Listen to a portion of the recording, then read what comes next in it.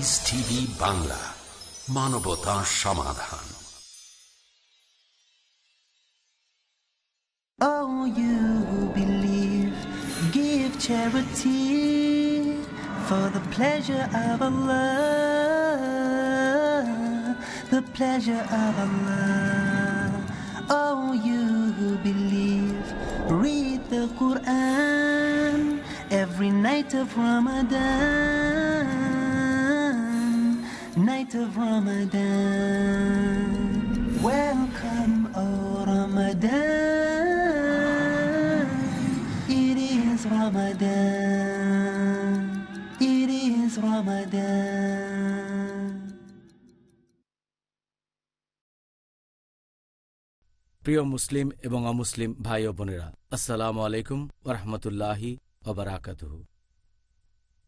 আল্লাহ সুবহানাহু ওয়া তাআলার দয়া, শান্তি ও রহমত আপনাদের সবার উপরে বর্ষিত হোক। আমাদের অনুষ্ঠানে স্বাগতম। Ramzan a date with doctor Zakir. আমি আপনাদের হোস্ট ইউসুফ চেম্বার্স। আর আজকে আমাদের এই পর্বের আলোচনার টপিক রোজার সময় যেসব কাজ সুপারিশ আর অনুৎসাহিত করা হয়েছে। ডক্টর জাকির, আসসালামু আলাইকুম। ওয়ালাইকুম আসসালাম রহমতুল্লাহ বারাকাতুহু। কেমন আছেন আপনি? আলহামদুলিল্লাহ, আল্লাহ বারিক ফি। আলহামদুলিল্লাহ, মাশাআল্লাহ, আলহামদুলিল্লাহ। আজকের টপিক এটা বেশ গুরুত্বপূর্ণ বিষয়। সত্যি বলতে আমাদের অনুষ্ঠানের 32টা টপিক, ইনশাআল্লাহ এর সবগুলোই খুব গুরুত্বপূর্ণ হবে ইনশাআল্লাহ। তাহলে ডক্টর জাকির, আপনাকে প্রশ্ন করা শুরু করি। প্রথমেই আপনি কি আমাদের দর্শকদের বলবেন যে রোজা থাকা অবস্থায় কোন কাজগুলোর কথা সুপারিশ করা হয়েছে? আলহামদুলিল্লাহ, ওয়াসসালাতু ওয়াসসালাম আলা রাসূলিল্লাহ ওয়া আলা আলিহি ওয়া সাহবিহি আজমাইন, আম্মা বাদ। আউযু বিল্লাহি মিনাশ শাইতানির রাজীম। বিসমিল্লাহির রহমানির রহিম। রাব্বি ইশরাহ লি সাদরি ওয়া ইয়াসসির লি আমরি ওয়াহলুল উকদাতাম মিন লিসানি ইয়াফকাহু কাওলি। সাধারণত যে কাজগুলো অন্য সময়েও সুপারিশ করা হয়েছে, রমজান মাসেও সেগুলো সুপারিশ করা হয়েছে, তবে সেগুলো বাদে যে কাজে রোজা ভাঙে। কিছু কিছু কাজ সুপারিশ করেছেন আমাদের প্রিয় নবী, বিশেষ করে রমজান মাসে, আর কিছু কাজ রমজান মাসে বেশি করে করতে বলেছেন। এরকম অনেক কাজই আছে, আমি যতগুলো পারি এখানে বলছি। প্রথমটা হচ্ছে সাহরি করা। সাহরিকে আমরা অবহেলা করব না। দ্বিতীয়টা হচ্ছে যতটা দেরিতে সম্ভব সাহরি করা, ভোর হওয়ার ঠিক আগ মুহূর্তে। তৃতীয় হচ্ছে যত তাড়াতাড়ি সম্ভব ইফতার করে ফেলা, সূর্যাস্তের ঠিক পরপরই করে ফেলা। চতুর্থ হচ্ছে ইফতারের সময় পানি আর খেজুর খাওয়া। পঞ্চম হচ্ছে ইফতার করার পরে কিছু নির্দিষ্ট দোয়া পড়া। এরপর ৬ নম্বর, যখন ইফতার করবেন অন্যদেরকেও আমন্ত্রণ জানাবেন, বিশেষ করে গরিব লোকদের। এগুলো নিয়ে আমরা আগামীকাল আলোচনা করব। নবী আরও কিছু কাজের কথা বলেছেন আমাদের। ১ নম্বর, আমরা রমজান মাসে যতটা সম্ভব ভালো কাজ করার চেষ্টা করব। ২ নম্বর, রমজান মাসে বেশি করে পরোপকার করব। ৩ নম্বর, যদি কেউ আপনাকে উস্কানি দেয় আপনি রেগে যাবেন না, তখন বলবেন আমি রোজা আছি, রোজা আছি। ৪ নম্বর, আমরা মেসওয়াক করব, অর্থাৎ দাঁতন। ৫ নম্বর, যদি সম্ভব হয় আমরা রমজান মাসে উমরা করব। ৬ নম্বর, যতদূর সম্ভব ধর্ম সম্পর্কে জ্ঞান অর্জন করব, অনুবাদ সহ পবিত্র কোরআন পড়ব, সহিহ হাদিস পড়ব, ইসলামিক বই পড়ব। ৭ নম্বর হচ্ছে যতটা পারি ইসলামিক অনুষ্ঠানে অংশগ্রহণ করব, লেকচার, সেমিনার, যাতে ইসলাম সম্পর্কে জানতে পারি। নাম্বার ৮, আমরা তখন দেখব ইসলামিক অনুষ্ঠান, হতে পারে কোনো ভিডিও, বিভিন্ন ইসলামিক ক্যাসেট, বিভিন্ন বিশেষজ্ঞের লেকচার শুনব, যাতে করে ইসলামিক জ্ঞান আমাদের বাড়ে। ৯ নম্বর, এ সময় আমরা আনন্দে থাকার চেষ্টা করব, মন খারাপ করে থাকব না। ১০ নম্বর, অন্যদের সাথে ভালো ব্যবহার করব। ১১ নম্বর, আমরা পরিবারের সবার সাথে ভালো ব্যবহার করব। ১২ নম্বর, আমরা এ সময় কাজ করব বেশ ভাবনা চিন্তা করে। তারপর ১৩ নম্বর, যে আমরা এ সময় চেষ্টা করব মানুষের বিভিন্ন অন্যায় আর অপরাধ ক্ষমা করে দিতে। এছাড়াও আমাদের নবী কিছু কাজের কথা বলেছেন, সেগুলো নিয়ে আমরা পরবর্তীতে আলোচনা করব। যেমন ধরেন নবী বলেছেন যে রমজান মাসে তোমরা চেষ্টা করবে ৫ ওয়াক্ত নামাজি জামাতে গিয়ে পড়ার জন্য যতদূর সম্ভব মসজিদে নামাজ পড়বে। 2 নম্বর, এ সময় আমরা বেশি করে সুন্নত আর নফল নামাজ পড়ব। 3 নম্বর, এ সময় আমরা বেশি করে আল্লাহ তাআলার কাছে দোয়া করব। 4 নম্বর, আমরা আল্লাহর কাছে ক্ষমা প্রার্থনা করব, কারণ এই রমজান মাস হচ্ছে ক্ষমার মাস। 5 নম্বর, বেশি করে পবিত্র কোরআন তেলাওয়াত করব। 6 নম্বর, আমরা তারাবির নামাজ পড়ব। 7 নম্বর, বিশেষ করে রমজানের শেষ 10 দিন কিয়ামুল লাইল আদায় করব। 8 নম্বর হচ্ছে আমরা ইতিকাফ করব, যদি সম্ভব হয় শেষ 10 দিন। আর 9 নম্বর, আমরা জাকাত দেব যদি না দিয়ে থাকি। 10 নম্বর, সেটা হচ্ছে আমরা নিজেদের উন্নয়নের চেষ্টা করব যতটা সম্ভব হয়। 11 নম্বর, লাইলাতুল কদরকে খুঁজব। নাম্বার 12, মুসলিম ভাইদের ইসলাহ দেব। 13 নম্বর, অমুসলিম ভাই বোনদের দাওয়া দেব। এই হলো সংক্ষেপে আমাদের কাজগুলো, যেগুলো রমজান মাসে করার জন্য সুপারিশ করা হয়েছে। সুবহানাল্লাহ, আমাদেরকে অনেক কাজের কথা আলোচনা করতে হবে, আমি আশা করছি। আর আল্লাহ তাআলার কাছে দোয়া করছি এই আলোচনায় দর্শকরাও যেন উপকৃত হতে পারেন, পাশাপাশি আমরাও ইনশাআল্লাহ। সবাই যেন উপকার পেতে পারি। প্রথম 6 কাজ নিয়ে আগামীকাল আলোচনা করব, যার টপিক সেহরি ও ইফতার, ইনশাআল্লাহ, যাতে করে পর্বটা উপভোগ্য হয়। তারপর আপনি একেবারে শেষ যে 13টা কাজের কথা বললেন, সেগুলো নিয়েও আমরা আগামী পর্বগুলোতে আলোচনা করব। 9 রোজা থেকে শুরু করে 22 রোজার মধ্যে আপনি মাঝখানে যে 13টা কাজের কথা বললেন, আমরা এখন সেই কাজগুলো নিয়ে আলোচনা করব আমাদের এই পর্বে। তাহলে ডক্টর জাকির, আজকে আমরা প্রথমে যে কাজটা নিয়ে আলোচনা করব সেটা হচ্ছে পবিত্র রমজান মাসের প্রেক্ষাপটে পরোপকার বলতে আপনি ঠিক কি বোঝাবেন, আর এই মাসে মুসলিমদেরকে কোন ধরনের পরোপকার করতে পরামর্শ দেবেন? মানুষের উচিত সারা জীবনে পরোপকার করা, তবে রমজান মাসে আমরা পরোপকারের সর্বোচ্চ চূড়ায় উঠব। আর একজন মানুষ বিভিন্ন উপায়ে পরোপকারী হতে পারে। যেমন ধরেন, পরোপকারের কথা বললে মানুষ ভাবে যে মানুষকে টাকা দিয়ে সাহায্য করতে হবে, তবে এটা পরোপকার করার মতো একমাত্র কাজ না। এটা হলো পরোপকারের একটা অংশ, মানুষকে টাকা দিয়ে সাহায্য করা। পরোপকারের অন্য একটা উপায় হচ্ছে যদি জ্ঞান বিতরণ করেন, যদি কাউকে সঠিক পথে পরিচালিত করেন, তাহলে সেটাও এক ধরনের পরোপকার। জ্ঞান দিয়ে সাহায্য করতে পারেন। এছাড়াও আপনি পরোপকার করতে পারেন শারীরিক শক্তি দিয়ে সাহায্য করে, কোনো কাজ করে দিলেন অথবা কিছু তুলে দিলেন, এই কাজটাও পরোপকার। যে কাজটা ভালো সেটাই আসলে পরোপকার। যেমন ধরেন, আপনি একটা চাকরি করছেন আর সেখানে একটা ভালো অবস্থানে আছেন, হয়তো কাউকে সাহায্য করতে পারেন, তার চাহিদাগুলো পূরণ করতে পারেন, এই কাজটাও এক ধরনের পরোপকার।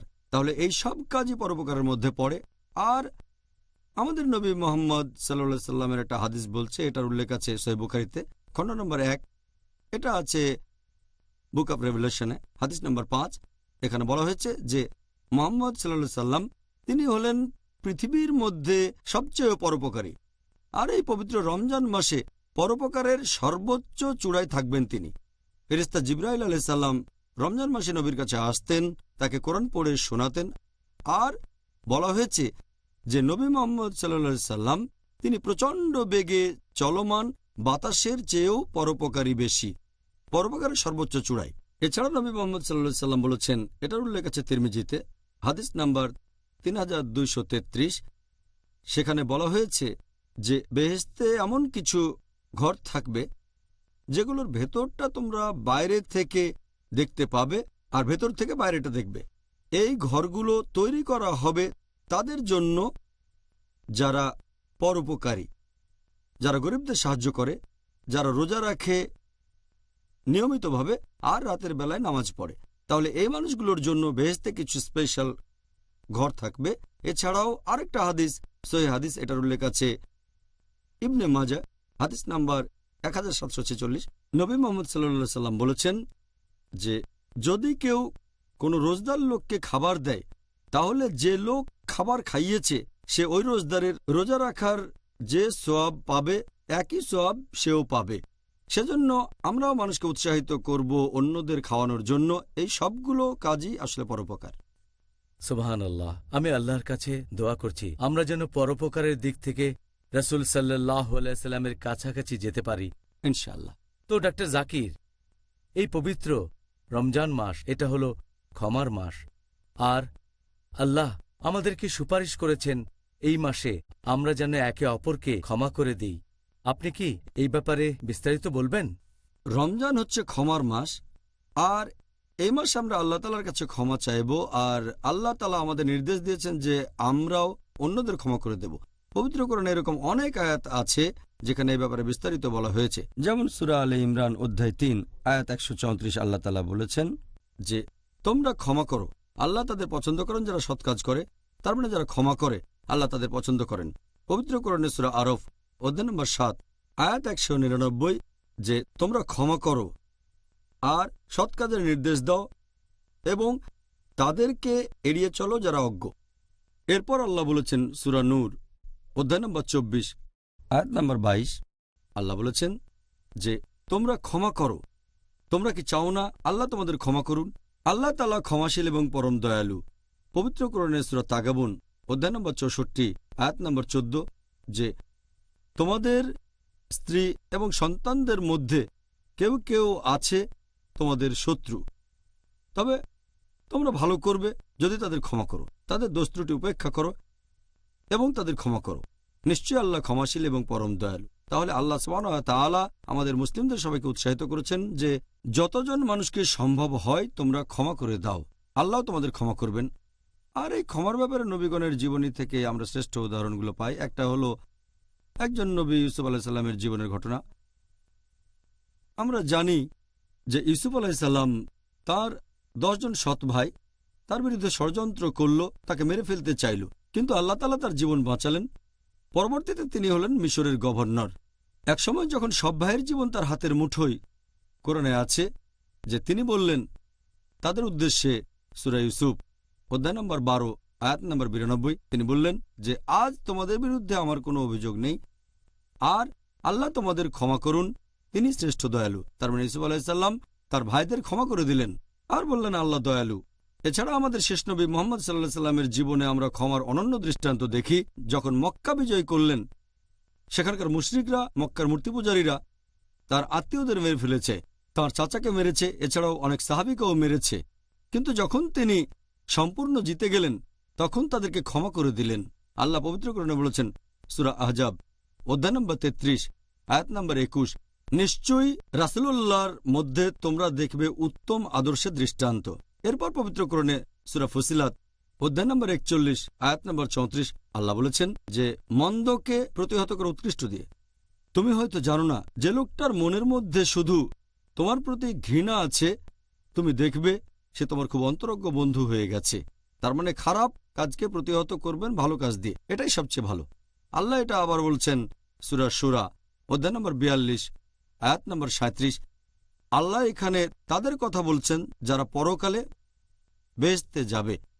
তারা হলো সেই লোকগুলো যারা অশ্লীল কাজ পরিহার করে আর পরিহার করে গুরুতর পাপ এবং রেগে গেলে তারা ক্ষমা করে দেয়। তাহলে পবিত্র কোরআনের বিভিন্ন আয়াতের মাধ্যমে আল্লাহ তাআলা মানুষ জাতিকে নির্দেশ দিচ্ছেন যে তোমরা অন্যদের ক্ষমা করে দেবে। জাযাকাল্লাহ খায়ের। ডক্টর জাকির, এভাবে বিস্তারিত বলার জন্য আপনাকে অনেক ধন্যবাদ। প্রিয় মুসলিম এবং অমুসলিম ভাই ও বোনেরা, ইনশাআল্লাহ আবারও দেখা হবে একটা বিরতির পরে। It is Ramadan. যিনি করেন শুধু আল্লাহর উপাসনা, জান্নাতের সবথেকে বড় নিয়ামত হচ্ছে আল্লাহ রাব্বুল আলামিনের দর্শন লাভ। কোরআনের আদেশের উপরে আমল, সুন্নাতের অনুসরণ। কোরআন ও হাদিসের মাধ্যমে আল্লাহ বলছেন ওয়াসারিউ, তাড়াতাড়ি করো। শেখ হাসিম মাদানী। জান্নাতে কি থাকবে আমাদের জন্য? আমরা যা চাইবো তাই সেখানে পাবো। তিনি নিশ্চয় হবেন সফল। জান্নাত তৈরি করা হয়েছে উইদ্দাত লিল মুত্তাকিন, মুত্তাকিদের জন্য। কেন চলতে হবে আল্লাহর ভয় নিয়ে সব সময়? দেখুন জান্নাত যাবার পুঁজি, প্রতি রবিবার রাত 10:30 বাংলাদেশে ও রাত 10টায় ভারতে, পিস টিভি বাংলায়।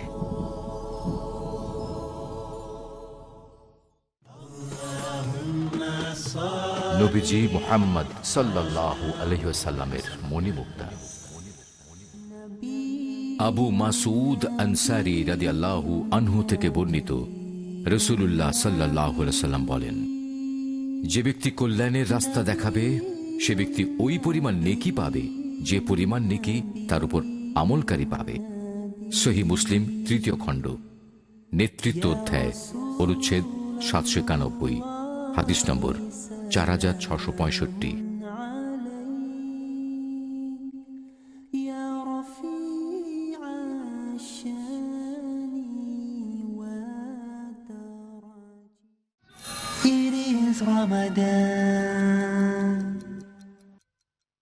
প্রিয় মুসলিম এবং অমুসলিম ভাই ও বোনেরা, আসসালামু আলাইকুম। এই অনুষ্ঠানে আবারও স্বাগতম Ramzan a date with doctor Zakir.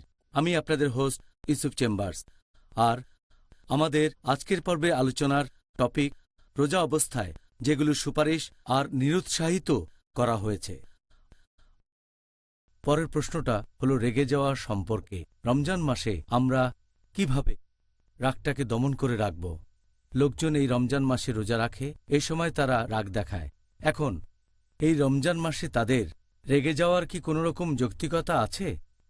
অনেকে এই সময় অজুহাত দেখিয়ে বলে যে আমরা রোজা আছি, সেজন্য আমরা তো রেগে যেতেই পারি। আসলে এটা হবে উল্টোটা।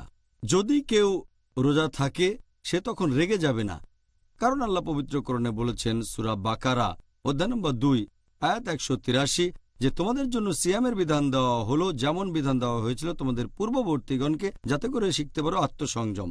বলা হয়েছে লা আল্লাকুম তাত্তাকুন, যাতে শিখতে পারো আত্মনিয়ন্ত্রণ। তাহলে আপনি রোজা রাখছেন এজন্য যাতে রেগে না যান আপনি। ঠিক উল্টোটা, এটা কোনো অজুহাত হতে পারে না যে আমার ক্ষুধা লেগেছে, খুব ক্লান্তি লাগছে, তাই রেগে আছি। আসলে ঠিক উল্টোটা। আমাদের নবী মুহাম্মদ সাল্লাল্লাহু আলাইহি ওয়াসাল্লাম বলেছেন, এই সহিহ হাদিসটার উল্লেখ আছে সহিহ বুখারীতে খণ্ড নম্বর 3 বুক অব ফাস্টিং হাদিস নম্বর 1904। আমাদের প্রিয় নবী বলেছেন যে রোজা হচ্ছে ঢাল। এ সময় কোনো অশ্লীল কথা বলবে না, কাউকে ধমক দিয়ে কথা বলবে না। আর যদি কেউ তোমার সাথে ঝগড়া করে অথবা উস্কানিমূলক কথা বলে অথবা তোমাকে রাগিয়ে দিতে চায়, তুমি তখন বলবে আমি রোজা আছি, আমি রোজা আছি। এই হাদিসটা আরও একবার আছে, এটাও আছে সহিহ বুখারীতে খণ্ড নম্বর 3 বুক অব ফাস্টিং হাদিস নম্বর 1894। আমাদের প্রিয় নবী বলেছেন, কেউ উস্কানিমূলক কথা বললে তুমি বলবে আমি রোজা আছি, আমি রোজা আছি। এই হাদিসটা সহিহ মুসলিমেও আছে, অনেক জায়গায় আছে।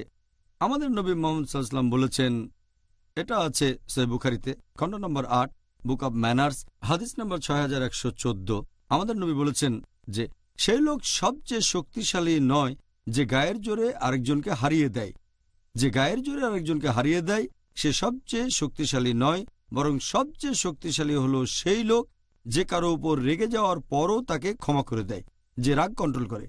তাহলে রোজা আমাদের পথ দেখিয়ে দেয় কিভাবে নিজেকে নিয়ন্ত্রণ করতে হবে। আর এই রোজা আসলে এক ধরনের ট্রেনিং, যে কিভাবে নিজের রাগকে নিয়ন্ত্রণ করবেন। সুবহানাল্লাহ। আমরা যদি রোজা রেখে আমাদের রাগটাকে কন্ট্রোল করতে পারি তাহলে অন্য সময় সেটা পারবো ইনশাআল্লাহ। ডক্টর জাকির, এবারে আপনাকে যে প্রশ্নটা করতে চাই উমরা করা প্রসঙ্গে। এই পবিত্র রমজান মাসে আপনি কি এই রমজান মাসের উমরা সম্পর্কে কোনো রকম উপদেশ দেবেন? রমজান মাসে মক্কায় গিয়ে উমরা করার কথা যদি বলতে হয়, নবী এটার কথা বলেছেন। তিনি সাহাবীগণকে উৎসাহ দিয়ে বলেছেন যে তোমরা পবিত্র রমজান মাসে উমরা করবে। আমাদের নবী মুহাম্মদ সাল্লাল্লাহু আলাইহি ওয়াসাল্লাম বলেছেন, এটার উল্লেখ আছে সহিহ বুখারী খণ্ড নম্বর 3 বুক অব উমরা হাদিস নম্বর 1782। নবী বলেছেন, যদি কেউ রমজান মাসে উমরা করে সেটা হবে হজ পালনের সমান। তার মানে আপনি যদি রমজান মাসে উমরা করে থাকেন রমজানের যে কোনো দিনে শুরু থেকে শেষ পর্যন্ত, তাহলে সেটা হবে হজ পালনের সমান। তাহলে এই রহমতের মাসে উমরা করা তো খুব ভালো একটা কাজ। ডক্টর জাকির, অনেক মানুষেরই ভুল ধারণা আছে যে রমজান মাসে রোজা অবস্থায় মেসাক করাকে অনুৎসাহিত করা হয়েছে। এ ব্যাপারে আপনি কি একটু বিস্তারিত বলবেন? অনেক মুসলিম আছেন যারা ভাবেন যে রোজা থেকে মেসওয়াক করা এটা মাকরু। এটার ভিত্তি হচ্ছে একটা হাদিস, এটার কথা আগেও বলেছি। সহিহ বুখারী খণ্ড নম্বর 3 বুক অব ফাস্টিং হাদিস নম্বর 1904 এবং 1894। নবী মুহাম্মদ সাল্লাল্লাহু আলাইহি ওয়াসাল্লাম বলেছেন, আল্লাহর নামে বলছি যার হাতে রয়েছে মুহাম্মদের রূহ, রোজাদারের মুখের গন্ধ আল্লাহ তাআলার কাছে কস্তুরীর ঘ্রাণের চেয়েও মিষ্টি। এটা শুনে অনেকে মনে করে যদি মেসওয়াক ব্যবহার করেন তাহলে রোজদারের মুখে সাধারণত যে দুর্গন্ধ থাকে সেটা আর থাকবে না, সেজন্য আল্লাহ তাকে পছন্দ করবেন না। এটার উপর ভিত্তি করে তারা মনে করে যে এটা মাকরু। আমাদের এখানে বুঝতে হবে, যখন কেউ মেসওয়াক ব্যবহার করে বা দাঁতন, এটা রোজদারের মুখের সেই দুর্গন্ধ দূর করতে পারে না। তাহলে যখন মেসওয়াক ব্যবহার করছেন, এটা দাঁতের গামকে ম্যাসাজ করে, আর দাঁতের ফাঁকে খাবারের কণা আটকে থাকলে সেটা বের করে ফেলে। অনেকটা টুথব্রাশের মতোই রোজদারের মুখে দুর্গন্ধটা আসে পাকস্থলী থেকে, কারণ পেটে কোনো খাবার যায় না, সেখান থেকে দুর্গন্ধটা আসে। মেসওয়াক এটা বন্ধ করতে পারে না। এছাড়া আমাদের নবী মুহাম্মদ সাল্লাল্লাহু আলাইহি ওয়াসাল্লাম বলেছেন, এটা আছে সহিহ বুখারী খণ্ড নম্বর 2 হাদিস নম্বর 887, আমাদের নবী বলেছেন যে যদি আমার উম্মার জন্য এটা কঠিন না হয়ে যেত, তাহলে আমি প্রত্যেক নামাজের আগে মেসওয়াক করা বাধ্যতামূলক করে দিতাম। যেমন ওযু আবশ্যিক, নবী বলেছেন এটা যদি কঠিন না হতো আমার উম্মার জন্য, তাহলে আমি প্রত্যেক নামাজের আগে মেসওয়াক করাটা বাধ্যতামূলক করতাম। তাহলে এই কাজটা নবী আমাদের করতে বলেছেন। রোজার সময় মেসওয়াক বাদ দিলে সে কথা বলতেন, যেমন তিনি বলেছেন ওজুর সময় নাকে পানি নেয়ার ব্যাপারে। হাদিসটা আছে আবু দাউদে খণ্ড নাম্বার 2 হাদিস নাম্বার 2360। আমাদের প্রিয় নবী বলেছেন যে ওজু করার সময় তোমরা প্রচুর পানি দিয়ে নাক পরিষ্কার করবে, শুধু রোজার সময় বাদে। তার মানে অনেক পানি দিয়ে নাক পরিষ্কার করাটা ভালো, তবে রোজার সময়টা বেশি পানি নেবেন না, কারণ সেক্ষেত্রে পানি গলায় চলে যেতে পারে, পেটেও যাবে। মেসওয়াকের ব্যাপারে এমন কোনো সমস্যা থাকলে নবী সেটা বলতেন যে তোমরা মেসওয়াক ব্যবহার করতে পারো, তবে রোজার সময়টা বাদে। তাহলে মেসওয়াক ব্যবহার করাটা হচ্ছে সুন্নত, এটা সুপারিশ করা হয়েছে, এটা মুস্তাহাব, আমরা এটা করব, আর এর জন্য ইনশাল্লাহ পুরস্কার পাবো। ডক্টর জাকির, এই আশীর্বাদের রমজান মাসে আমরা কিভাবে জ্ঞান আহরণ করতে পারি? জ্ঞান আহরণ খুব ভালো কাজ। বিশেষ করে এই রমজান মাসে মানুষ বিভিন্ন উপায়ে জ্ঞান আহরণ করতে পারে। কোরআন পড়তে পারেন, রমজানের সময় কোরআন শরীফ পড়া মুস্তাহাব, আর পাশাপাশি কোরআনের অনুবাদও পড়বেন। এরপর আরও পড়বেন আমাদের নবীর হাদিস, আর যতখানি সম্ভব সেই বইগুলো পড়বেন যেগুলো সহি। আমাদের নবীর সহি হাদিস সবচেয়ে ভালো হচ্ছে কুতুবুস সিত্তা, এই বইগুলোই হচ্ছে সবচেয়ে ভালো, যেমন বুখারী, মুসলিম, সুনান তিরমিজি, সুনান আবু দাউদ, সুনান নিসাই, ইবনে মাজা, এগুলো কুতুবুস সিত্তা সবচেয়ে ভালো। সময় কম থাকলে অন্তত প্রথম দুটো হাদিসের বইগুলো পড়েন, তার মানে সহিহ বুখারী আর সহিহ মুসলিম। যদি সময় কম থাকে তাহলে সহিহ মুসলিমের ছোট সংস্করণ পড়েন, অথবা সহিহ বুখারীর ছোট সংস্করণ, অথবা পড়তে পারেন মুত্তাফিক আলাইহি, যে হাদিসগুলো বুখারী আর মুসলিমের মধ্যে কমন। এছাড়া আমাদের নবীর জীবন কাহিনী পড়তে পারেন। ইংরেজি ভাষায় নবীর জীবন কাহিনীর উপর সবচেয়ে সেরা বই রাহিক আল মাকতুম, দ্য সিল্ড নেকটার, এটা নবীর জীবন নিয়ে কথা বলছে। এরপর নবীর জীবন নিয়ে আরেকটা বই মুহাম্মদ সাল্লাল্লাহু আলাইহি ওয়াসাল্লামের জীবনী লিখেছেন তাহিয়া আল ইসমাইল, এটাও ভালো বই। আমরা জ্ঞান আহরণ করতে পারি বিভিন্ন রকম অনুষ্ঠানে অংশগ্রহণ করে। বিভিন্ন ইসলামিক অনুষ্ঠানে যাব, লেকচার শুনব, সেমিনারে যাব, এতে আমাদের জ্ঞান বাড়বে। এছাড়া ভিডিও ক্যাসেট দেখতে পারেন, ইসলামিক লেকচার, ইসলামিক অনুষ্ঠান শুনতে পারেন অডিও ক্যাসেট। তারপর ইন্টারনেটে যেতে পারেন, ইসলামিক ওয়েবসাইটগুলোতে যান, বিভিন্ন ইসলামিক ওয়েবসাইট। এভাবে আমরা বিভিন্ন উপায়ে জ্ঞান আহরণ করতে পারি। আর রমজান মাসে আমরা এভাবে জ্ঞান আহরণ করে আমাদের সময় ব্যয় করতে পারি। অবশ্যই এতে আমাদের উপকার হবে, পাশাপাশি অনেক পুরস্কারও পাবো ইনশাআল্লাহ। ইনশাআল্লাহ। আপনি যে বইগুলোর কথা বললেন সেগুলো নিশ্চয়ই বেশ কয়েকটা ভাষাতেই পাওয়া যাবে, আর আমাদের মুসলিম ভাই বোনেরা পুরো পৃথিবী জুড়েই এই বইগুলো থেকে জ্ঞান আহরণ করতে পারবেন। ডক্টর জাকির, হুসনে সুলুক এই শব্দটার অর্থ আসলে কি, আর পরিবারের সাথে ভালো ব্যবহার বলতে কি বোঝানো হয়েছে? এই পবিত্র রমজান মাসে মানুষ সাধারণত অজুহাত দেয় যে সে রোজা আছে, সে ক্লান্ত হয়ে যায়, এ সময় তাদের ক্ষুধা লাগে, তাই গোমড়া মুখে বসে থাকে। তবে নবী বলেছেন এ সময় হাসি খুশি থাকতে, মন খারাপ করবেন না। এ সময় রোজা থাকার সময় হাসি খুশি থাকবেন, বিশেষ করে পরিবারের সদস্যদের সাথে ভালো ব্যবহার করবেন। পরিবারকে আরও বেশি করে সময় দেবেন, যাতে করে আপনার সাথে তারাও রোজার পুরস্কারটা পায়। অন্য মানুষের সাথে হুসনে সুলুক বা ভালো ব্যবহারের কথা যদি বলতে হয়, এটা হলো পবিত্র রমজান মাস। এই মাসে মানুষের সাথে বেশি ভালো ব্যবহার করবেন, প্রতিবেশীর সাথে, বন্ধুদের সাথে, আত্মীয় স্বজনের সাথে ভালো কাজ করবেন, সবাইকে সাহায্য করবেন, সবাই মিলেমিশে আনন্দে থাকবেন। আর এটা ছাড়াও আমরা আরও করব তাফাক্কুর, রমজান মাসের প্ল্যান করে রাখব যাতে সর্বোচ্চ পুরস্কারটা পেতে পারি। আল্লাহর কাছে দোয়া করি আমরা যেন সবার সাথে ভালো ব্যবহার করতে পারি আর যেন সবসময় নবী মোহাম্মদ সাল্লাল্লাহু আলাইহি সাল্লামকে অনুসরণ করে চলতে পারি, বিশেষ করে এই আশীর্বাদের পবিত্র রমজান মাসে। এবারে আমরা অন্য আরেকটা বিষয় নিয়ে আলোচনা করব, যে কাজগুলো অনুৎসাহিত করা হয়েছে। আপনি কি সংক্ষেপে এই কাজগুলো সম্পর্কে বলবেন? রোজা অবস্থায় যে কাজগুলো করতে আমাদেরকে অনুৎসাহিত করা হয়েছে এই পবিত্র রমজান মাসে। রোজার সময় যে কাজগুলোকে অনুৎসাহিত করা হয়েছে সেগুলোকে 3টা ভাগে ভাগ করা যায়। প্রথমটা হচ্ছে সেই কাজগুলো যেগুলো রোজার বিভিন্ন সুন্নতের বিরুদ্ধে যায়। দ্বিতীয়টা রোজায় যে কাজগুলোকে অনুৎসাহিত করা হয়েছে আর যেগুলো বছরের অন্য সময়ে নিষিদ্ধ। তৃতীয়টা হচ্ছে রোজার সময় অন্যান্য যে কাজগুলোকে অনুৎসাহিত করা হয়। ইনশাআল্লাহ আবারও দেখা হবে একটা বিরতির পরে। It is Ramadan.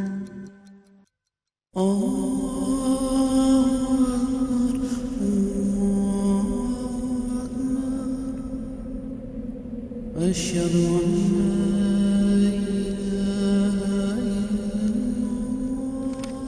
أن الذين آمنوا وعملوا الصالحات وأقاموا الصلاة وآتوا الزكاة لهم أجرهم عند ربهم ولا خوف عليهم ولا هم يحزنون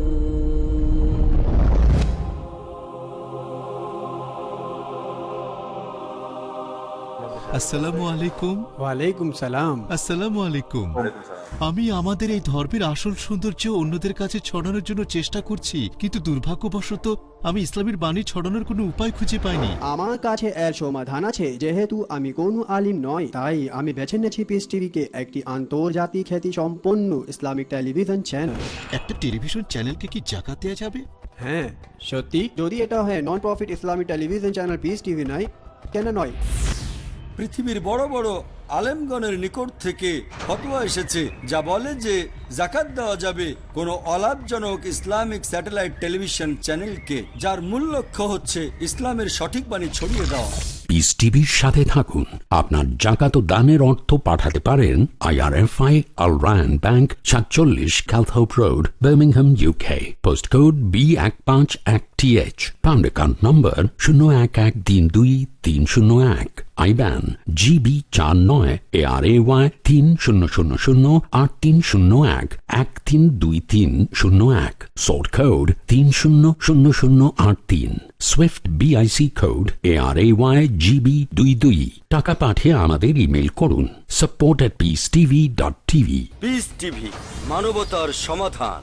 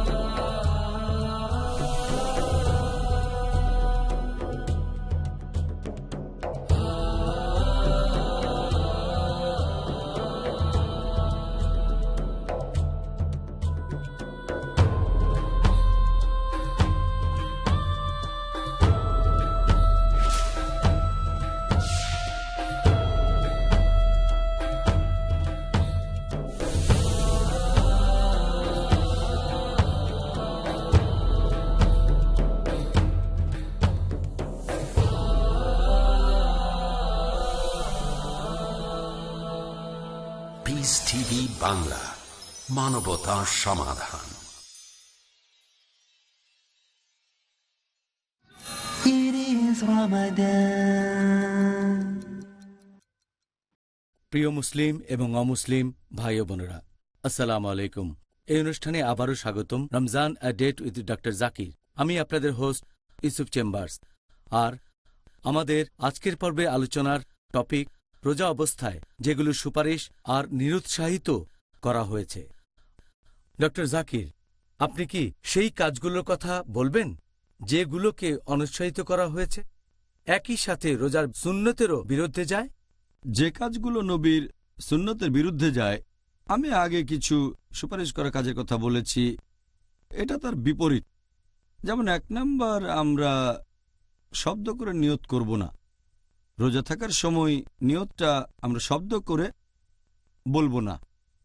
2 নাম্বার হচ্ছে আমরা অতিরিক্ত খাওয়া দাওয়া কখনোই করব না, ইফতারের সময় বা রাতের বেলায়। 3 নাম্বার আমরা রেগে যাব না। 4 নাম্বার পয়েন্ট হচ্ছে লোকজন তারাবি পড়ে খুব তাড়াতাড়ি করে, একটু ধীরে পড়তে হবে। এরপর পয়েন্ট নাম্বার 5 হচ্ছে ইতিকাফের সময় আমরা গল্প গুজব করব না।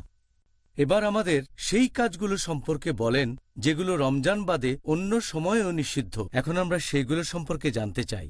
যে কাজগুলো এমনিতেও নিষিদ্ধ আর বিশেষ করে রমজান মাসের সময়ও কাজগুলো নিষিদ্ধ, সেগুলোর মধ্যে আড়ালে নিন্দা করা, কুৎসারটানো 1 নাম্বার, এটা খুব বড় গুনাহ। 2 নাম্বার হচ্ছে মিথ্যে কথা বলা। 3 নাম্বার হচ্ছে কাউকে গালমন্দ করা। 4 নাম্বার অশ্লীল কথা বলা। 5 নাম্বার হচ্ছে অহেতুক ঘুরে বেড়ানো আর আড্ডা দেয়া। 6 নাম্বার হচ্ছে মিথ্যে কাজ। নাম্বার 7 হচ্ছে শোনা কোনো অনইসলামিক গান আর মিউজিক। 8 নাম্বার হচ্ছে টেলিভিশনে অনইসলামিক বিভিন্ন অনুষ্ঠান দেখা, সিনেমা দেখা। 9 নাম্বার হচ্ছে অনইসলামিক ম্যাগাজিন পড়া আর অনইসলামিক বই পড়া। 10 নাম্বার হচ্ছে অনইসলামিক ওয়েবসাইটগুলোতে যাওয়া। 11 নাম্বার হচ্ছে খাবার নষ্ট করা। আর 12 নাম্বার হচ্ছে অহেতুক বেশি খরচ করা, অপব্যয় করা। ডক্টর জাকির, এই রমজান মাসে যে রোজা রেখেও জিহ্বাকে সংযত রাখে না, তার উদ্দেশ্যে আপনি কি বলবেন? জিহ্বাকে সংযত রাখতে হবে, কারণ অনেক সময় আমরা দেখি যে জিহ্বার কারণে মানুষের যতটা ক্ষতি হয় অন্য কোনো অঙ্গ প্রত্যঙ্গ অতটা পারে না। এই জিভের ব্যাপারে আমাদের সাবধান থাকতে হবে। আমাদের নবী মুহাম্মদ সাল্লাল্লাহু সাল্লাম বলেছেন, এ প্রসঙ্গে অনেক হাদিস, সহিহ হাদিস আছে। এটার উল্লেখ আছে মুসান্নাফ ইবনে আবি শাইবা, খণ্ড নম্বর 5, বুক অব ম্যানার্স, হাদিস নাম্বার 26,490। ইবনে মাসুদ রাদিয়াল্লাহু আনহু তিনি বলেছেন যে আল্লাহর কসম, দারুণভাবে সংযত জিহ্বার চেয়ে কাম্য বন্ধু আর কিছুই নেই। একই কথা বলা হয়েছে পরের হাদিসে, মুসান্নাফ ইবনে আবি শাইবা, খণ্ড নম্বর 5, বুক অব ম্যানার্স, হাদিস নাম্বার 26,491। হযরত আবু বকর রাদিয়াল্লাহু আনহু নিজের জিহ্বা ধরে বললেন যে এই জিনিসটাই আমাকে আজকের অবস্থানে নিয়ে এসেছে। তার মানে তিনি জিহ্বার ব্যাপারে সাবধান ছিলেন, সেজন্যই উঁচু অবস্থানে গেছেন। আর পবিত্র কোরআনেও বেশ কিছু আয়াত আছে। আল্লাহ বলেছেন সূরা কাফ, অধ্যায় নম্বর 50, আয়াত নম্বর 18, মানুষ যে কথাই উচ্চারণ করুক তার জন্য তৎপর প্রহরী তার কাছেই আছে। তার মানে আপনি যে কথাই বলেন না কেন, ফেরেশতাগণ সেটা লিখে রাখেন। এরপর বলা হয়েছে পবিত্র কোরআনে সূরা ইসরা, অধ্যায় নম্বর 17, আয়াত নম্বর 53, আল্লাহ বলেছেন, আমার বান্দাদের বলো তারা সেই কথাগুলোই বলবে যা সবচেয়ে ভালো, আর শয়তান অনেক সময় আমার বান্দাদের মধ্যে বিভেদ সৃষ্টি করে, উস্কানি দেয়। শয়তান হচ্ছে তোমাদের জন্য প্রকাশ্য শত্রু। আল্লাহ আমাদের কোরআনের মাধ্যমে নির্দেশ দিয়েছেন জিহ্বা ব্যবহার করার সময় তোমরা সাবধান থাকবে। আমাদের প্রিয় নবী মুহাম্মদ সাল্লাল্লাহু আলাইহি ওয়াসাল্লাম বলেছেন, এই হাদিসটা উল্লেখ করা হয়েছে সহিহ বুখারীতে, খণ্ড নাম্বার 8, হাদিস নাম্বার 6484। আমাদের নবী মুহাম্মদ সাল্লাল্লাহু আলাইহি ওয়াসাল্লাম বলেছেন যে একজন মুসলিম আরেকজন মুসলিমকে তার হাত অথবা জিহ্বা দিয়ে আঘাত করবে না। মুসলিম হলো সেই লোক যে অন্য মুসলিমকে আঘাত করবে না হাত বা জিহ্বা দিয়ে। আমাদের নবী মুহাম্মদ সাল্লাল্লাহু আলাইহি ওয়াসাল্লাম আরও বলেছেন, এটা উল্লেখ করা হয়েছে সহিহ বুখারীতে, খণ্ড নম্বর 8, হাদিস নাম্বার 6474।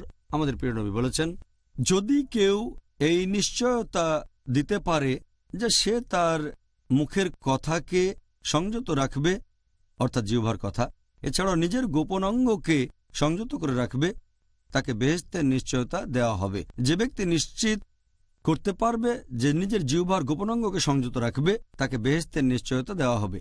এরপর আমাদের নবী আরও বলেছেন, এটাও আছে সহিহ বুখারীতে, খণ্ড নম্বর 8, হাদিস নাম্বার 6475।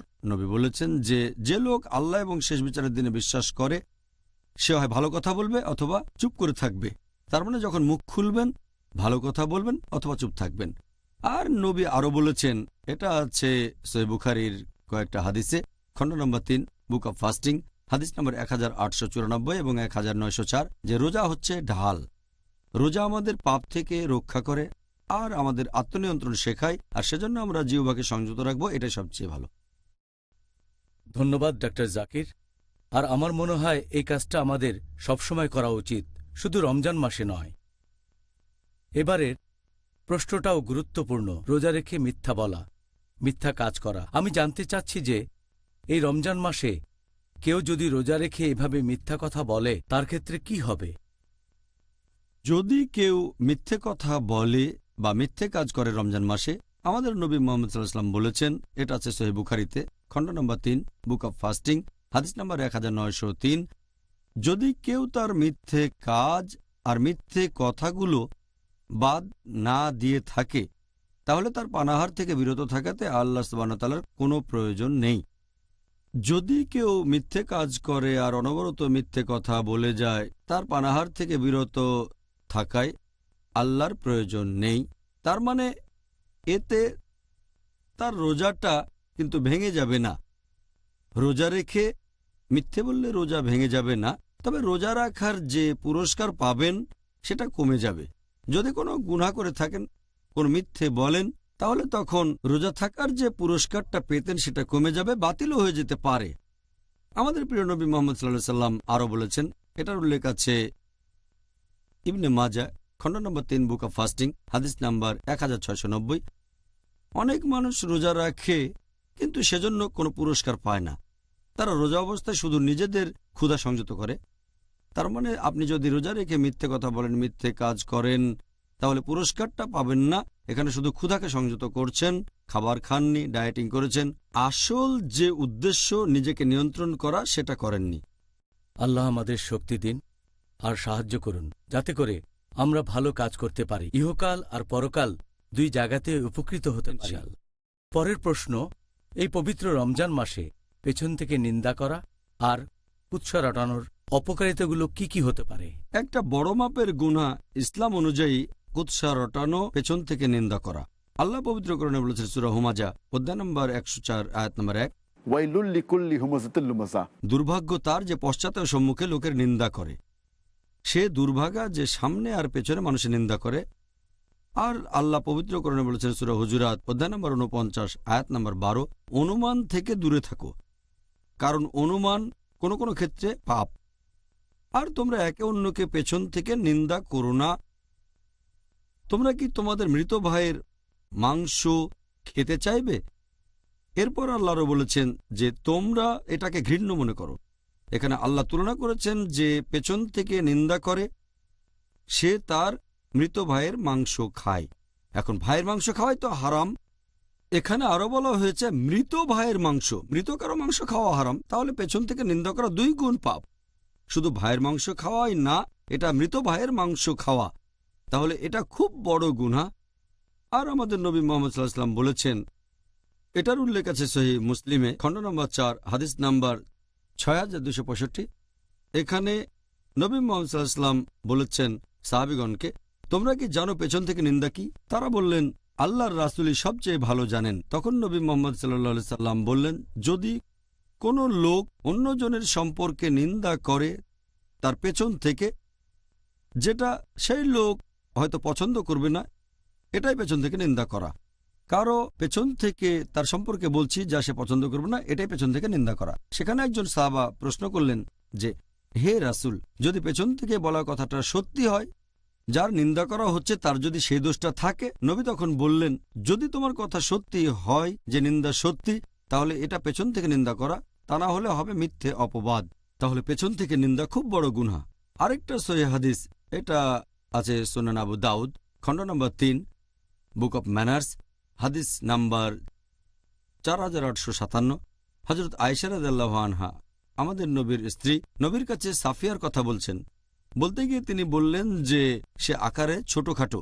নবীর সাথে সাথে বললেন, তুমি যে কথাগুলো বললে, এই শব্দগুলো সাগরের পানিতে মিশলে সাগরের পানি নষ্ট হয়ে যেত। এরপর আরও আছে সুনান আবু দাউদে, খণ্ড নম্বর 3, বুক অব ম্যানার্স, হাদিস নাম্বার 4860। এখানে আনাস রাদিয়াল্লাহু আনহু বর্ণনা দিয়েছেন যে নবী মুহাম্মদ সাল্লাল্লাহু আলাইহি ওয়াসাল্লাম বলেছেন, যখন তিনি মিরাজে গেলেন তখন দেখলেন যে কিছু লোকের নখ তামা দিয়ে বানানো, তারা তাদের কপাল আর বুক চাপড়াচ্ছে। নবী জিজ্ঞেস করলেন যে এই লোকগুলো কারা? উত্তর পেলেন, এরা পেছন থেকে অন্যের নিন্দা করত।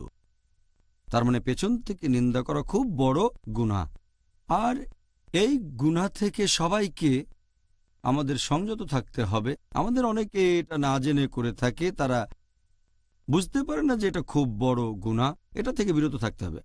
আর নবী আরও বলেছেন, এটার উল্লেখ আছে সহিহ বুখারীতে, খণ্ড নম্বর 8, বুক অব ম্যানার্স, হাদিস নাম্বার 6056, যে নিন্দা করে সে বেহেশতে যেতে পারবে না।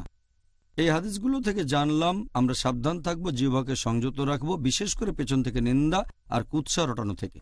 জাযাকাল্লাহ, আল্লাহ আমাদের সাহায্য করুন যাতে করে আমরা ভালো কাজ করতে পারি। ইনশাআল্লাহ আবারও দেখা হবে একটা বিরতির পরে।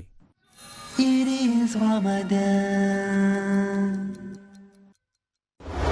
রমজান একটা অতি পবিত্র মাস। এই মাসে আল্লাহ পাক কোরআন নাজিল করেছেন। এই মাসের মধ্যে রয়েছে লাইলাতুল কদর, সিয়াম এবং কিয়াম। এই মাসে ইবাদতের গুরুত্বপূর্ণ বিষয়গুলির সন্নিবেশন আল্লাহ ঘটিয়ে দিয়েছেন।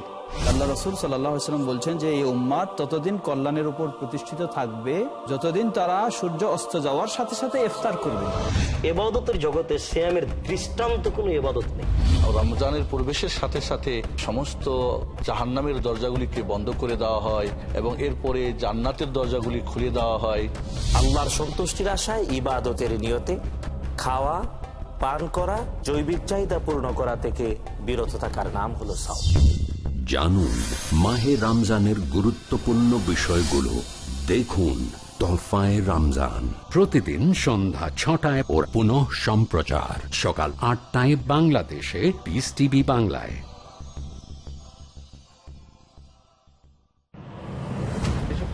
বর্তমান বিশ্বের হাহাকার ও হতাশার সমাধান কি? আল্লাহর নবী বলেছেন যে মানুষ অসুস্থ হলে দেখতে যাও। এই আধুনিক সভ্যতায় বা আধুনিক কর্মচঞ্চলতা এই সম্পর্কটাকে ছিন্ন করে দিচ্ছে। বৃদ্ধ বয়সে ওল্ড হোমে চলে যাবে, এটা কেমন আধুনিকতা? তোমার একটা অভিষ্ট লক্ষ্য আছে, সেটা হলো যে পরকালের মুক্তিটা তোমাকে নিশ্চিত করতে হবে। একবার তো মসজিদে এসে জিকির করলই, জমিনে ছড়িয়ে যাও, ছড়িয়ে গিয়ে রুটি রুজি অন্বেষণ করতে থাকো। রাসূলুল্লাহ সাল্লাল্লাহু আলাইহি ওয়াসাল্লাম বললেন, সর্বোত্তম জিকির হলো লা ইলাহা ইল্লাল্লাহ। ইসলামিক মূল্যবোধ সেটা শাশ্বত। বর্তমান মানব সমাজের মুক্তির উপায় কি জানতে হলে দেখুন ইসলামী সমস্ত সমস্যার সমাধান। পরবর্তী অনুষ্ঠান পিস টিভি বাংলায়।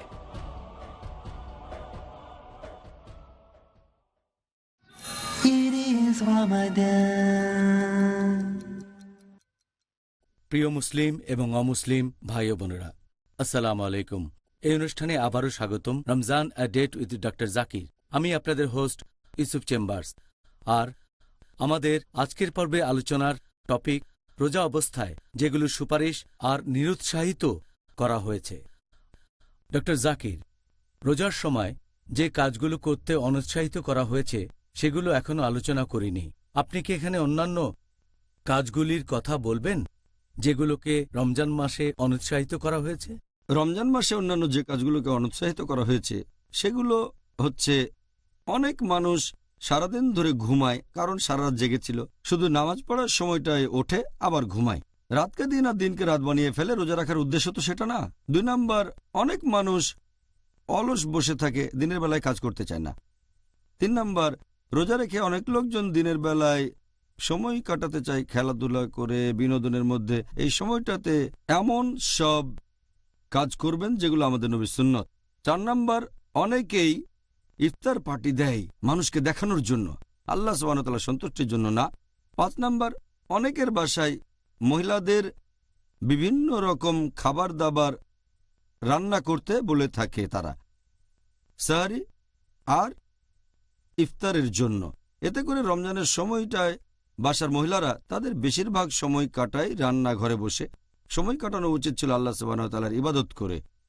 নাম্বার 6, যে ভুলটা মানুষ করে থাকে সেটা হচ্ছে এ সময় তারা বাড়িঘর মেরামত করার কাজেই ব্যস্ত থাকে। রমজান মাসে তো আপনি ব্যস্ত থাকবেন আল্লাহ সুবহানাহু ওয়া তাআলার ইবাদত করে। 7 নাম্বার যে কাজ সেটা হচ্ছে অনেক লোক সারা রাত জেগে থাকে আর আল্লাহ সুবহানাহু ওয়া তাআলার ইবাদত না করে তারা বিভিন্ন আনপ্রোডাক্টিভ কাজে ব্যস্ত থাকে। 8 নাম্বার হচ্ছে যে অনেক মানুষজন তারাবির নামাজ পড়ার পর গল্প গুজবে মেতে ওঠে, এটাও ঠিক না। এরপর 9 নাম্বার অনেক মানুষজন এই সময় ব্যস্ত থাকে কেনাকাটা নিয়ে। তারা কি করে? সারা রাত ধরে কেনাকাটায় ব্যস্ত থাকে। 10 নাম্বার হচ্ছে যে তারা সারা রাত ধরে খাওয়া নিয়েই ব্যস্ত থাকে।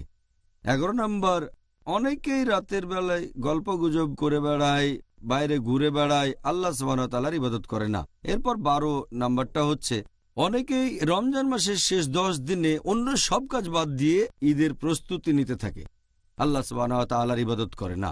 এই কাজগুলোকে অনুৎসাহিত করা হয়েছে।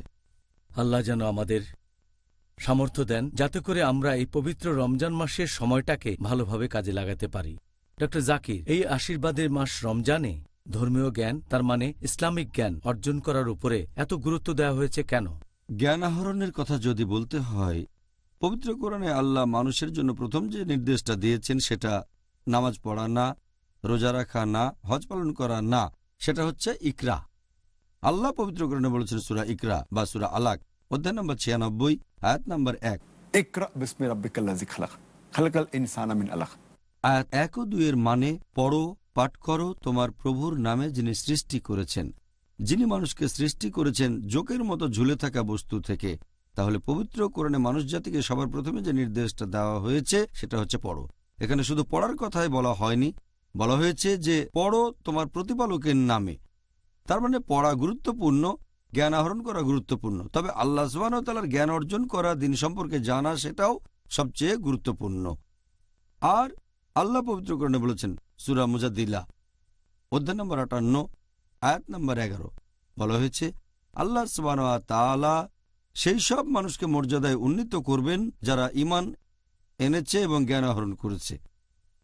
পবিত্র কোরআনে সূরা বাকারা অধ্যায় নম্বর 2 আয়াত নম্বর 269, যে আল্লাহ সুবহানাহু ওয়া তাআলা যাকে ইচ্ছা হিকমত প্রদান করেন এবং যাকে হিকমত প্রদান করে থাকেন তাকে অনেক কল্যাণও তিনি দান করে থাকেন, এবং শুধু বোধসম্পন্নরাই শিক্ষা গ্রহণ করে।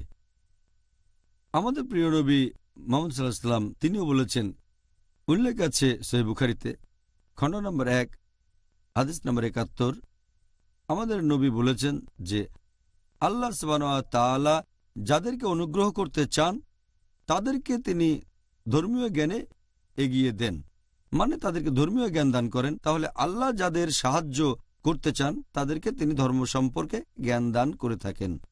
আমাদের নবী মুহাম্মদ সাল্লাল্লাহু আলাইহি ওয়াসাল্লাম বলেছেন, এটা আছে সহিহ মুসলিমে খণ্ড নম্বর 3 হাদিস নাম্বার 4005, আমাদের প্রিয় নবী বলেছেন যে যখন কোনো মানুষ মারা যায়, সে মারা গেলে তার সব কাজ শেষ হয়ে যায় শুধু 3টা কাজ বাদে। কেউ মারা গেলে তার সব ভালো কাজই শেষ হয়ে যায় শুধু 3টা কাজ বাদে। যে মানুষ অন্য মানুষকে কিছু দান করেছে, যে মানুষ জ্ঞান দান করেছে অন্য মানুষকে, আর যে মানুষের ধার্মিক সন্তানেরা আল্লাহর কাছে তার জন্য দোয়া করে। তার মানে কেউ মারা গেলে তার সব ভালো কাজ শেষ হয়ে যায় 3টা বাদে। যদি কেউ দাতব্য প্রতিষ্ঠান চালু করে, সাদকায়ে জারিয়া, যেখানে মানুষজনকে বিভিন্ন রকম সাহায্য সহযোগিতা দেওয়া হয় নিয়মিতভাবে, এটি সাদকায়ে জারিয়া। তারপর সে যদি অন্য কাউকে কিছু শিখিয়ে থাকে আর সেই লোক যদি জ্ঞানটা শিখে নিয়ে তার নিজের কাজে লাগায়, ধর্মের কাজে, মানুষের সাহায্যের কাজে, এটাও টিকে থাকবে। আর শেষটা হচ্ছে ধার্মিক সন্তান যারা মৃত বাবা মার জন্য দোয়া করে। সেজন্য জ্ঞান খুবই গুরুত্বপূর্ণ। আর আল্লাহ পবিত্র কোরআনে বলেছেন সূরা নাহাল অধ্যায় নম্বর 16 আয়াত নম্বর 43 আর সূরা আম্বিয়া অধ্যায় নম্বর 21 আয়াত নম্বর 7, ফাসআলু আহলে যিকরি ইন কুনতুম লা তা'লামুন।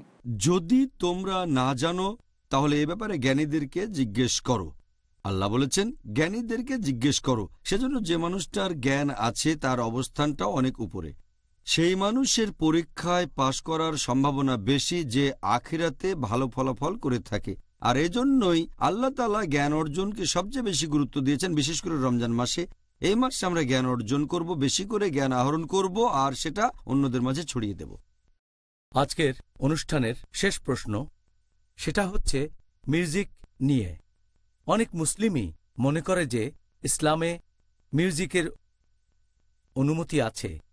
এখন আপনি কি বলবেন যে নবী মুহাম্মদ সাল্লাল্লাহু আলাইহি সাল্লাম কি মিউজিকের বিরুদ্ধে কিছু বলেছেন? মিউজিকের কথা যদি বলতে হয়, এ ব্যাপারে বিশেষজ্ঞদের মতভেদ আছে যে মিউজিক অথবা গানের অনুমতি আছে কিনা। আর পবিত্র কোরআনে কোনো আয়াত সরাসরি মিউজিককে নিষেধ করেনি, তবে কিছু নির্দেশ আছে।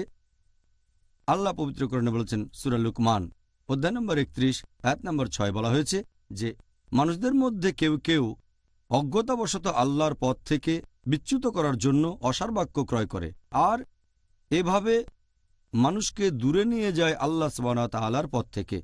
তারা আল্লাহ প্রদর্শিত পথ নিয়ে ঠাট্টা বিদ্রুপ করে, এদের জন্য রয়েছে খুবই অবমাননাকর শাস্তি। পবিত্র কোরআনের তাফসীর পড়লে আপনারা দেখতে পাবেন এই যে অসার বাক্য, জ্ঞান বহির্ভূত অর্থ ছাড়া, এটা বোঝাচ্ছে অনইসলামিক গান আর বিভিন্ন বাদ্যযন্ত্রের কথা। তাফসীর পড়লে এটা পাবেন। আর নবী মিউজিককে নিষেধ করেছেন এরকম অনেক সহিহ হাদিস আছে। যদি আমাদের নবী মুহাম্মদ সাল্লাল্লাহু আলাইহি ওয়াসাল্লামের হাদিসগুলো পড়ে দেখেন, তাহলে এই ব্যাপারে কোনো রকম সন্দেহই থাকবে না। আমাদের নবী মুহাম্মদ সাল্লাল্লাহু আলাইহি ওয়াসাল্লাম বলেছেন, এটার উল্লেখ আছে সহিহ বুখারীতে খণ্ড নম্বর 7 হাদিস নাম্বার 5590। আমাদের নবী বলেছেন যে আমার উম্মতদের মধ্যে এমন অনেকেই থাকবে যারা জেনায় লিপ্ত থাকবে। তার মানে ব্যভিচার, অবৈধ যৌনাচার, অনেকে রেশমের কাপড় পরবে, মাদকদ্রব্য সেবন করবে এবং বাদ্যযন্ত্র বাজাবে আর ভাববে এগুলো বৈধ। আমার উম্মতদের মধ্যে কিছু লোক তারা এমন কিছু করবে যেগুলো অবৈধ, যেমন ব্যভিচার, অবৈধ যৌনাচার, রেশমের কাপড় পরা, মাদকদ্রব্য নেয়া এবং বাদ্যযন্ত্র বাজাবে আর ভাববে এগুলো বৈধ। এই হাদিস বলছে তারা কিছু কাজকে বৈধ মনে করবে। আমরা জানি যে মাদকদ্রব্য হারাম, আমরা ভালো করেই জানি যে ব্যভিচার করা হারাম। যেহেতু এখানে মিউজিকের কথা কিছু নিষিদ্ধ জিনিসের সাথে উল্লেখ করা হয়েছে, এখানে বাদ্যযন্ত্রের কথাও বলা হয়েছে, এটাই নির্দেশ করে যে নবী এটাকেও নিষেধ করেছেন। তবে কিছু লোক বলে এটা বৈধ। আর এখনকার দিনে কিছু বিশেষজ্ঞ আছেন যারা বলেন যে ইসলাম ধর্মে বাদ্যযন্ত্র ব্যবহারের অনুমতি দেওয়া হয়েছে, তবে এই হাদিসটা পরিষ্কার বলছে যে বাদ্যযন্ত্র জিনিসটাই হচ্ছে হারাম। আরও কিছু সহিহ হাদিস আছে যেখানে কিছু বাদ্যযন্ত্রের ব্যাপারে অনুমতি দেওয়া হয়েছে, বিশেষ করে ধপ, তার মানে তাম্বুরি। আমাদের নবী মুহাম্মদ সাল্লাল্লাহু আলাইহি ওয়াসাল্লামের হাদিস পড়লে দেখবেন সহিহ বুখারী খণ্ড নম্বর 5 হাদিস নম্বর 4001। এখানে বলা হয়েছে যে মুহাম্মদ সাল্লাল্লাহু আলাইহি ওয়াসাল্লাম একদিন বিয়ে করার পরে বাইরে এসে কথা বলছিলেন সাহাবীগণের সাথে। তখন ছোট ছোট দুটো মেয়ে বাজাচ্ছিল এই ধপ, তার মানে তাম্বুরি, আর তারা গানে গানে সাহাবীগণের প্রশংসা করছে কিভাবে অমুকের বাবা জিহাদ করেছেন। এরপর তারা নবীর প্রশংসা করতে লাগলো। নবী বললেন, আমার প্রশংসা করো না, আগে জায়গায় ছিল তাই গাও। তার মানে নবী সাল্লাল্লাহু আলাইহি সাল্লাম তাদের এই তাম্বুরি বা ধপ বাজাতে নিষেধ করেননি। এছাড়াও আরেকটা হাদিস আছে সহিহ বুখারীতে খণ্ড নম্বর 2 হাদিস নাম্বার 987 যে আমাদের নবী একদিন শুয়েছিলেন। এই হাদিসের বর্ণনা দিয়েছেন হযরত আয়েশা রাদিয়াল্লাহু আনহা। তিনি বলেছেন যে দুটো ছোট মেয়ে তাম্বুরি বাজাচ্ছিল আর গান গাচ্ছিল। তখন হযরত আবু বকর রাদিয়াল্লাহু আনহু, হযরত আয়েশা রাদিয়াল্লাহু আনহার বাবা, তিনি সেখানে এসে তাদের বললেন, বন্ধ করো। মুহাম্মদ সাল্লাল্লাহু আলাইহি ওয়াসাল্লাম তখন ঘরে শুয়েছিলেন। তিনি আবু বকর রাদিয়াল্লাহু আনহুকে বললেন, গান গাক ওরা, আজকের দিনটা তো ঈদের দিন, ওরা গান গাক। এছাড়া আরেকটা হাদিস আছে তিরমিজিতে হাদিস নাম্বার 3690। সেখানে আমাদের নবী সাল্লাল্লাহু আলাইহি ওয়াসাল্লাম বলেছেন যে একবার এক লোক নবীর কাছে এসে তাকে বলল, আমি আল্লাহ সুবহানাহু ওয়া তাআলার নামে শপথ করছি, যদি আপনি জিতে ফিরে আসেন তাহলে আমি গান গাইব, ধপ বাজাবো, আমি তখন তাম্বুরি বাজাবো। নবী বললেন, যদি শপথ করে থাকো তাহলে করবে, যদি শপথ না করে থাকো তাহলে করবে না।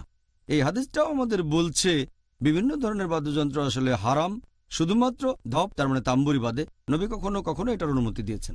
ডক্টর জাকির, আজকের অনুষ্ঠানের শেষ প্রশ্নটার উত্তর দেওয়ার জন্য আপনাকে ধন্যবাদ। আশা করি অনুষ্ঠানটা দর্শকদের জন্য উপকারী, সবাই নতুন কিছু জানতে পেরেছেন। আজকে আমাদের টপিক ছিল রোজার সময় যেগুলো সুপারিশ আর যেগুলো অনুৎসাহিত করা হয়েছে। আপনাকে অনেক ধন্যবাদ ডক্টর জাকির, জাযাকাল্লাহ খাইরান। ওয়াইয়াকুম। ভাই ও বোনেরা, আমি আল্লাহ তাআলার কাছে দোয়া করছি আপনারা সকলে যেন রোজার এই নিয়মগুলোর শিক্ষা গ্রহণ করে আপনাদের জীবনে প্রয়োগ করতে পারেন। আমিও আজকে ডাক্তার জাকিরের কয়েকটা সুন্দর পরামর্শ গ্রহণ করেছি।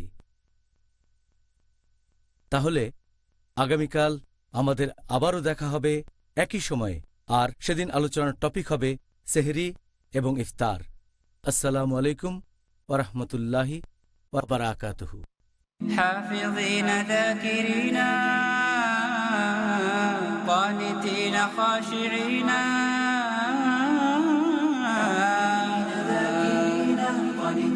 خاشعين مسلمين مؤمنين للإله عابدين شهرنا صوم وعتق وقنوت فيه صدق يومنا صبر ورفق بدموع البائسين رمضان قد أهل بالصيام وأطل مسعدا أهلا وخلا ليته في كل حين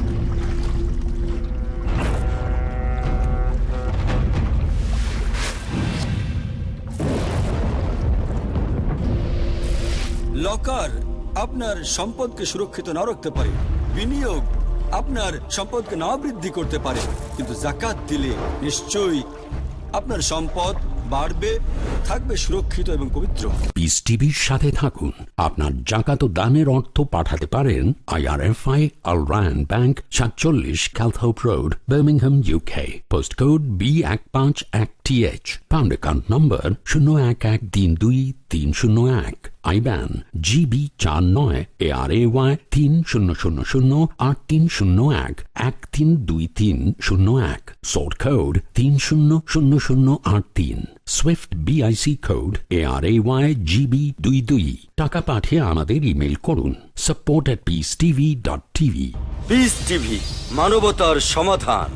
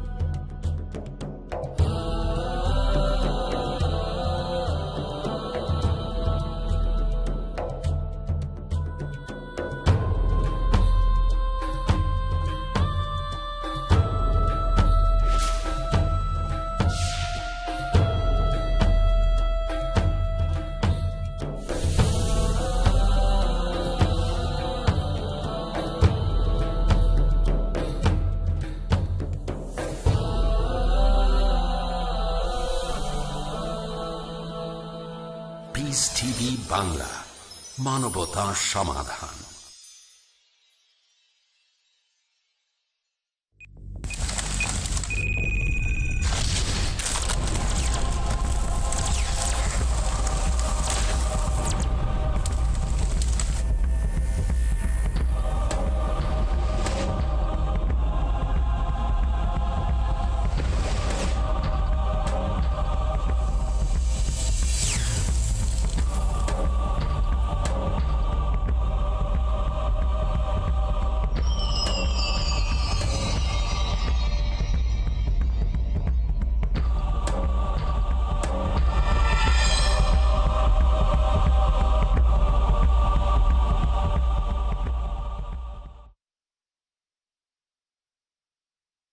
আসসালামু আলাইকুম ওয়া রাহমাতুল্লাহি ওয়া বারাকাতুহু। আলহামদুলিল্লাহি রাব্বিল আলামিন ওয়াল আকিবাতু লিল মুত্তাকিন ওয়াসসালাতু ওয়াসসালামু আলান নাবিয়্যিল আমিন আলাইহি ওয়া আলা আলিহি ওয়া আসহাবিহি ওয়া আজওয়াজিহি ওয়া যুররিয়াতিহি ওয়া আলা মান তাবি'আহুম বিইহসানিন ইলা ইয়াউমিদ্দিন। আল্লাহুম্মা জাআলনা মা'আহুম বিমান্নিক ওয়া কারাম